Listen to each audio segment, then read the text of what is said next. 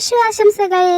അച്ഛനും അമ്മയും ഒക്കെ നമുക്ക് വിഷു കൈനീട്ടം തരുമ്പോ അവർക്ക് തിരിച്ച് ഗിഫ്റ്റ് കൊടുക്കാൻ നമുക്കൊരു വിഷു കാർഡ് ഉണ്ടാക്കിയാലോ? ആദ്യം 7 സെന്റിമീറ്റർ വലുപ്പമുള്ള ഒരു സ്ക്വയർ പേപ്പർ എടുക്കുക. എന്നിട്ട് അത് 3 തവണ ഇതുപോലെ മടക്കുക. നമ്മൾ കണിക്കൊന്ന പൂവാണ് ഇവിടെ ഉണ്ടാക്കുന്നത്, അതുകൊണ്ടാണ് മഞ്ഞ കളറിൽ A4 ഷീറ്റ് എടുത്തിരിക്കുന്നത്. ഇത് ഗിവ് വീഡിയോ ആണെന്ന് ഞാൻ പറയാതെ തന്നെ നിങ്ങൾക്ക് മനസ്സിലായിട്ടുണ്ടാവുമല്ലോ. ഗിവ് നമ്മൾ നടത്തുന്നത് നമ്മുടെ സ്വന്തം സബ്സ്ക്രൈബേഴ്സിന് വേണ്ടിയിട്ടാണ്. അപ്പൊ കമന്റ് ഇടുന്നതിന് മുൻപ് നമ്മുടെ ചാനൽ ഒന്ന് സബ്സ്ക്രൈബ് ചെയ്യാൻ മറക്കല്ലേ. പിന്നെ ഞാൻ വീഡിയോന്റെ ഇടയ്ക്ക് ചില കാര്യങ്ങൾ നിങ്ങളുടെ അടുത്ത് ചോദിക്കും, അതാണ് കമന്റ് ആയിട്ട് ഇടേണ്ടത്. അപ്പൊ എല്ലാവരും കമന്റ് ഇടാൻ റെഡി അല്ലേ? കമന്റ് മാത്രം പോരാട്ടോ, ഒപ്പം ലൈക്കും ഷെയറും ഒക്കെ വേണേ. ഈ വീഡിയോ നിങ്ങളുടെ ഏതെങ്കിലും 2 ഫ്രണ്ട്സിനെങ്കിലും ഷെയർ ചെയ്ത് കൊടുക്കണം. ഷെയർ ചെയ്ത് കൊടുക്കുമ്പോൾ നിങ്ങൾ സ്ക്രീൻഷോട്ട് എടുക്കാൻ മറക്കരുത് കേട്ടോ. ഗീവേക്ക് വിന്നേഴ്സിനെ തെരഞ്ഞെടുക്കുമ്പോൾ നമുക്ക് നമ്മുടെ ക്രൈറ്റീരിയാസ് എല്ലാം പാലിച്ചിട്ടുണ്ടോ എന്ന് നോക്കണ്ടേ, അതിന് വേണ്ടിയിട്ടാണ് കേട്ടോ.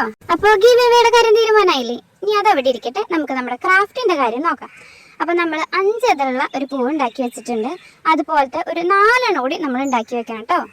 അതിനുശേഷം 6 സെന്റിമീറ്റർ ഉള്ള ഒരു ചതുര പേപ്പർ എടുത്തിട്ട് നമുക്ക് വീണ്ടും ഇതേപോലെ തന്നെ പൂ ഉണ്ടാക്കാം. ഫ്ലവർ ഉണ്ടാക്കുന്ന മെത്തേഡൊക്കെ സെയിം ആണ്, പക്ഷെ കട്ട് ചെയ്യുമ്പോൾ മാത്രം നമ്മൾ ഒരു ഇതളും കൂടെ കൂടുതൽ കട്ട് ചെയ്ത് കളയണം. അപ്പൊ നമുക്ക് 4 ഇതളുള്ള പൂവായിട്ട് കിട്ടും. അങ്ങനെ 4 ഇതളുള്ള 2 പൂക്കൾ ഉണ്ടാക്കണം. അതിനുശേഷം നമുക്ക് 3 ഇതളുള്ള പൂവാണ് ഉണ്ടാക്കേണ്ടത്. അതിനായിട്ട് 5 സെന്റിമീറ്റർ വലുപ്പത്തിലുള്ള ഒരു ചതുര പേപ്പറാണ് എടുക്കേണ്ടത്. ഫ്ലവർ ഉണ്ടാക്കുന്ന മെത്തേഡൊക്കെ സെയിം തന്നെ, പക്ഷെ കട്ട് ചെയ്യുമ്പോൾ മാത്രം ഒന്ന് ശ്രദ്ധിക്കണം. നമ്മൾ 8 ഇതളുള്ള പൂവാണ് ഉണ്ടാക്കുന്നത്. അപ്പൊ അതിന്റെ നേർപകുതി കട്ട് ചെയ്യുമ്പോൾ നമുക്ക് 3 ഇതളുള്ള പൂവ് ഉണ്ടാക്കാനായിട്ട് പറ്റും. അതുപോലത്തെ 2 പൂവാണ് നമ്മൾ ഉണ്ടാക്കേണ്ടത്. ആ കട്ട് ചെയ്ത് വെച്ച ബാക്കി പകുതി കൊണ്ട് ആ 2ാമത്തെ പൂവ് ഉണ്ടാക്കാം. പിന്നെ ഇതളുകൾ ഇങ്ങനെ വിടർന്ന് നിൽക്കാനായിട്ട് ഇടയ്ക്ക് ഒന്ന് കട്ട് ചെയ്ത് കൊടുത്ത് പെൻസിൽ കൊണ്ട് ഇതുപോലെ ഒന്ന് റൗണ്ട് ചെയ്ത് കൊടുക്കണം. അപ്പോഴേ ആ ഇതള് നല്ല ഭംഗിയിൽ നിൽക്കുള്ളൂ. പിന്നെ കട്ട് ചെയ്യുമ്പോൾ അറഞ്ഞും മുറിഞ്ഞും കട്ട് ചെയ്ത് കഴിഞ്ഞാൽ അത് 3 കഷ്ണമായിട്ട് വരും കേട്ടോ. അതുകൊണ്ട് സൂക്ഷിച്ചു വേണം കട്ട് ചെയ്യാൻ. എല്ലാ പൂക്കളും ഇതുപോലെ ഇതളുകളും ഒന്ന് റൗണ്ട് ചെയ്ത് കൊടുക്കണം കേട്ടോ, എന്നാലേ നമുക്ക് ആ ഒറിജിനാലിറ്റി കിട്ടുള്ളൂ. അതുകൊണ്ട് ഈ സ്റ്റെപ്പ് സ്കിപ്പ് ചെയ്യാതെ ചെയ്യണേ. ഇനി അവസാനമായിട്ട് പൂവിന്റെ മുട്ടാണ് ഉണ്ടാക്കാൻ പോകുന്നത്. അപ്പൊ നമ്മൾ 2 പീസ് പേപ്പർ എടുക്കുക, ഒന്ന് ചുരുട്ടിക്കൂട്ട് മറ്റേ പേപ്പറിനകത്ത് കവർ ചെയ്തെടുക്കുക. എന്നിട്ട് ഒരറ്റ ഇതുപോലെ തിരിച്ച് ഇങ്ങനെ വാല് പോലെ ആക്കി വെക്കുക. അപ്പൊ നമ്മൾ കുറച്ചധികം ഇതുപോലെ ഉണ്ടാക്കി വെച്ചിട്ടുണ്ട്. പൂവാകുമ്പോ പൂമ്പൊടി ഉണ്ടാവില്ലേ? അപ്പൊ പൂമ്പൊടിക്കായിട്ട് നമ്മൾ ഇതുപോലെ 5 സെന്റിമീറ്റർ നീളത്തിലുള്ള ഒരു പേപ്പർ എടുത്ത് ഇതുപോലെ നീളത്തിൽ കട്ട് ചെയ്തെടുക്കാം. അധികം കനമില്ലാതെ വേണം കട്ട് ചെയ്യാനായിട്ട്, വളരെ നൈസായിട്ട് കട്ട് ചെയ്യണം. മഞ്ഞ പൂമ്പൊടിയുടെ ഇരട്ടിയാണ് പച്ച പൂമ്പൊടി വേണ്ടത്. ഒരു പൂവിന് 2 പച്ച പൂമ്പൊടിയും ഒരു മഞ്ഞ പൂമ്പൊടിയാണ് വേണ്ടത്. അപ്പൊ ആദ്യം 2 പച്ച പൂമ്പൊടിയും ഒരു മഞ്ഞ പൂമ്പൊടിയും കൂടി എടുത്തിട്ട് കത്രിക കൊണ്ട് ഇതുപോലെ ചെയ്തെടുക്കുക. അപ്പോൾ ഇതുപോലെ വളഞ്ഞു വരും. ഇനി നമ്മൾ ഉണ്ടാക്കി വെച്ചിട്ട് പൂക്കൾ ഓരോന്നോരോന്നായിട്ട് എടുക്കുക, നടുക്ക് ഇതുപോലെ പശ വയ്ക്കുക. എന്നിട്ട് നമ്മൾ ഉണ്ടാക്കി പൂമ്പൊടി ഇങ്ങനെ നടുക്ക് ഒട്ടിച്ചു കൊടുക്കുക. ഇനി പൂവിന്റെ പിന്നിലെ ഞെട്ട് ഉണ്ടാക്കാനായിട്ട് നമുക്ക് ഒരു 3 സെന്റിമീറ്ററിലുള്ള ചതുര പേപ്പർ എടുക്കുക, ഇതുപോലെ മടക്കുക. പിന്നെ ഞെട്ട് ഭാഗം വരയ്ക്കുമ്പോൾ ഇതുപോലെ വട്ടത്തിൽ വേണം വെട്ടിയെടുക്കാനായിട്ട് കേട്ടോ. ഈ ഞെട്ട് ഭാഗം കൂടി ഒട്ടിച്ചു കഴിഞ്ഞാൽ നല്ല ഒറിജിനൽ കണിക്കൊന്ന പൂവിന്റെ ലുക്ക് വരും. അങ്ങനെ വെയിൽ കൊണ്ട് വാടാത്ത ഒറിജിനലെ വെല്ലുന്ന പേപ്പർ കണിക്കൊന്ന പൂ റെഡി. ഈ കാർഡിന്റെ ഫൈനൽ ലുക്ക് കണ്ടാലുണ്ടല്ലോ, അതിൽ ഒട്ടിച്ചിരിക്കുന്ന കണിക്കൊന്ന നല്ല ഒറിജിനൽ മരത്തുമെന്ന് പൊട്ടിച്ചു കൊടുന്ന് ഒട്ടിച്ച പോലെ ഇരിക്കും. അത്ര ഒറിജിനാലിറ്റി ആണ്.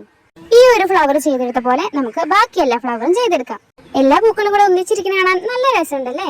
ഇനി നമുക്ക് മുട്ടിന്റെ ഞെട്ട് ഭാഗം ഉണ്ടാക്കാനായിട്ട് ഇതേപോലെ തന്നെ മടക്കി ഇത്തിരി വലുപ്പത്തിൽ ഇങ്ങനെ വെട്ടിയെടുക്കണം.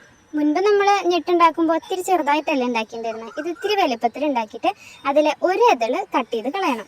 3 സെന്റിമീറ്റർ വലുപ്പമുള്ള സ്ക്വയർ പേപ്പർ തന്നെ എടുത്താൽ മതി, പക്ഷെ കട്ട് ചെയ്യുമ്പോൾ കുറച്ച് വലുപ്പത്തിൽ കട്ട് ചെയ്യാമെന്ന് മാത്രം. ഇനി അതിൽ പശ തേച്ചിട്ട് ഈ മുട്ട് അതിലൊന്ന് റാപ്പ് ചെയ്തെടുക്കുക. കവർ ചെയ്യുമ്പോൾ ആ മഞ്ഞ ഭാഗം ചെറുതായിട്ട് കാണുന്ന പോലെ വേണം റാപ്പ് ചെയ്യാനായിട്ട്. മുഴുവൻ മഞ്ഞ ഭാഗം മൂടിപ്പോകരുത്.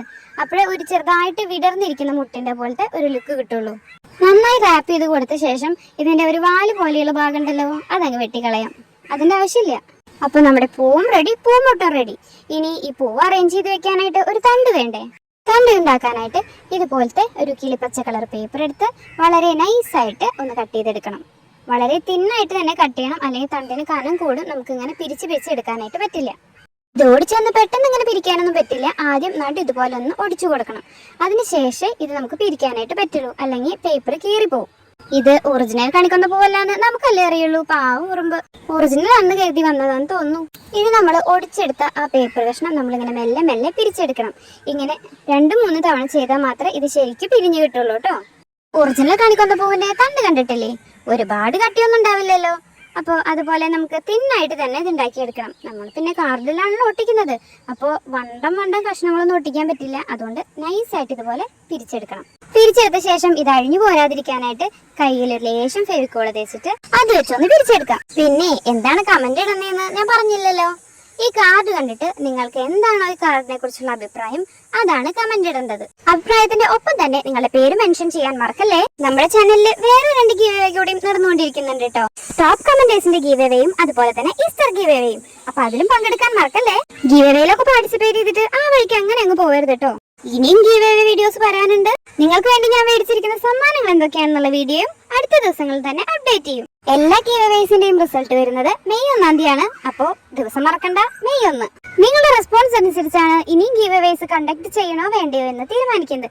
അപ്പോൾ നിങ്ങൾ നന്നായി റെസ്പോണ്ട് ചെയ്ത് കഴിഞ്ഞാൽ ഇനിയും ഒരുപാട് ഗീവ് അവേസ് വന്നുകൊണ്ടേയിരിക്കും. നാളെ ഇതിലും സിമ്പിൾ ആയിട്ടുള്ള നല്ല അടിപൊളി വിഷു കാർഡിന്റെ വീഡിയോ അപ്ഡേറ്റ് ചെയ്യും. അപ്പൊ എല്ലാവരും അത് മറക്കാതെ കാണുക. ഈ കാർഡ് ഉണ്ടാക്കിയപ്പോൾ എനിക്ക് ചെറിയൊരു അബദ്ധം പറ്റി. ഹാപ്പി വിഷു എഴുതി കഴിഞ്ഞിട്ട് ആ ഫ്ലവേഴ്സ് അറേഞ്ച് ചെയ്യുന്ന വീഡിയോ എൻ്റെ ക്ലിക്ക് ആയില്ല. അപ്പൊ ഞാൻ നിങ്ങൾക്ക് വേണ്ടിയിട്ട് വീണ്ടും അതുണ്ടാക്കി. പ്ലെയിൻ കാർഡില് അതെങ്ങനെയാണ് ഒട്ടിക്കുന്നതെന്ന് അറേഞ്ച് ചെയ്ത് കാണിച്ചു തരാം. ആദ്യം നമ്മൾ തണ്ടിൽ ഇതുപോലെ പശ തേച്ച് ഒട്ടിച്ചു കൊടുക്കുക. പേപ്പറിൽ പശ തേക്കരുത്, തണ്ടിൽ തന്നെ പശ തേച്ചിട്ട് ഒട്ടിക്കണം. ചെറുതായിട്ട് ഇതുപോലെ ഒന്ന് വളച്ചു കൊടുക്കണം. അപ്പോഴേ ആ ഒരു നേച്ചുറാലിറ്റി കിട്ടുള്ളൂ. സ്റ്റെടി പോലെ ഒട്ടിച്ചു കഴിഞ്ഞാൽ നമ്മുടെ കണിക്കൊന്ന കുന്തം വിഴിഞ്ഞ പോലെ ഉണ്ടാവും. മെയിൻ തണ്ട് ഒട്ടിച്ചു കഴിഞ്ഞാൽ കുഞ്ഞു കഷ്ണങ്ങളാക്കിയിട്ട് ഇതുപോലെ സൈഡിലത്തെ തണ്ടുകൾ വെട്ടിയെടുത്തിട്ട് അതും ഒട്ടിക്കാം.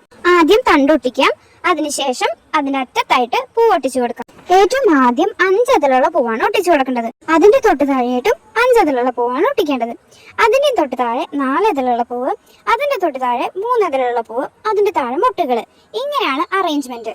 ആദ്യത്തെ തണ്ട് ഒട്ടിച്ച ശേഷം രണ്ടാമത്തെ തണ്ട് ഒട്ടിക്കുമ്പോൾ കുറച്ച് താഴത്തേക്ക് ആക്കിയിട്ട് വേണം ഒട്ടിക്കാനായിട്ട്. നേർക്ക് നേരെ ഒട്ടിക്കരുത്. ഇതുപോലെ കണ്ടോ.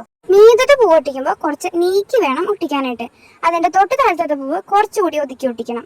അതിന്റെ തൊട്ട് താഴത്തെ പൂവ് കുറച്ചും കൂടി ഒതുക്കി ഒട്ടിക്കണം. അങ്ങനെ ഒതുക്കി ഇങ്ങനെ താഴേക്ക് ഒരു അറേഞ്ച്മെന്റിൽ വരണം. പിന്നെ തണ്ടായാലും മുട്ടായാലും പൂവായാലും എന്തൊട്ടിക്കുമ്പോഴും ഒരു പരസ്പര ബന്ധമുള്ള പോലെ ഒട്ടിക്കണം കേട്ടോ. അല്ലെങ്കിൽ ഞാൻ ഈ നാട്ടുകാരനല്ല എന്ന് പറഞ്ഞ പോലെ ഒട്ടിച്ചു കഴിഞ്ഞാൽ കാണാൻ ഒരു ചന്തം ഉണ്ടാവില്ല.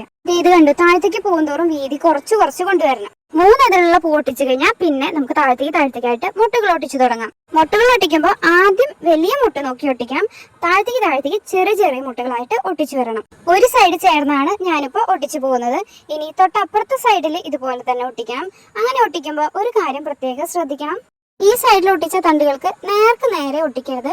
ഒന്നുകിൽ തൊട്ട് താഴെ അല്ലെങ്കിൽ തൊട്ട് മീതെ ഇതുപോലെ വേണം ഒട്ടിച്ചു കൊടുക്കാനായിട്ട്. നമ്മുടെ അടിപൊളി വിഷു കാർഡ് റെഡി. അടുത്തൊരു വീഡിയോയിൽ നമുക്ക് നാളെ കാണാം.